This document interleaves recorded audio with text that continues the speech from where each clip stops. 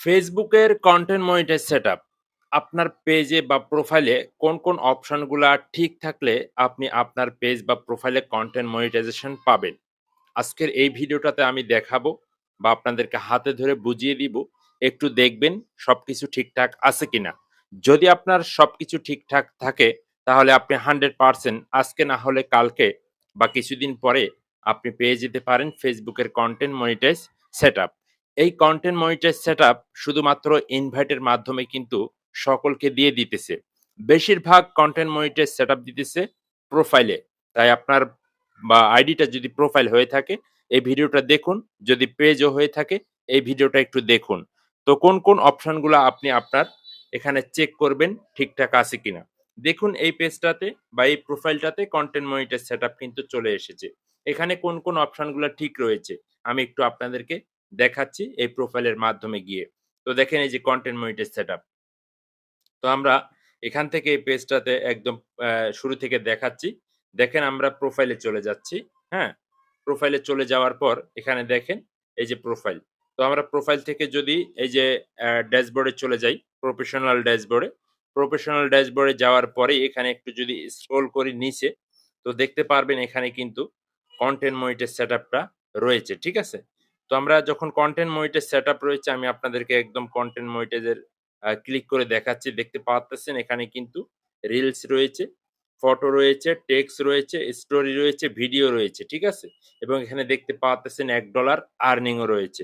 তো এখন আপনাদের প্রোফাইলটা বা পেজটা কোন অপশনগুলো চেক করবেন যে এখানে আপনি সেটআপ পাবেন কিনা।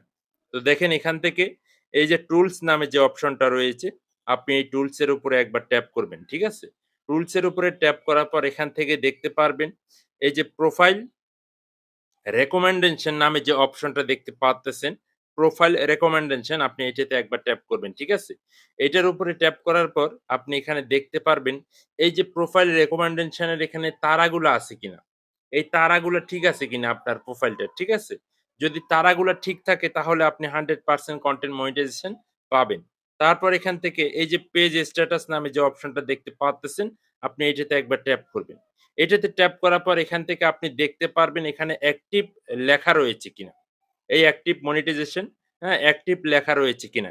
এই জিনিসগুলো 100% আপনি চেক করবেন। এখান থেকে দেখবেন আ মানে গ্রিন টিক মার্কটা দেওয়া রয়েছে কিনা।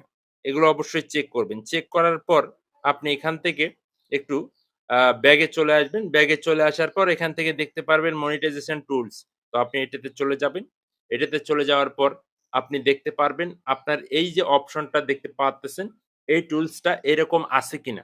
যদি এরকম থাকে তাহলে আপনি 100% আপনি কনটেন্ট মনিটাইজেশন পেয়ে যাবেন। এখন আপনারা বলতে পারেন, "ভাই আমার এগুলো সবকিছু ঠিক আছে, তারপরও আমি কনটেন্ট মনিটাইজেশন পাচ্ছি না।" তবে আপনাদেরকে অপেক্ষা করতে হবে।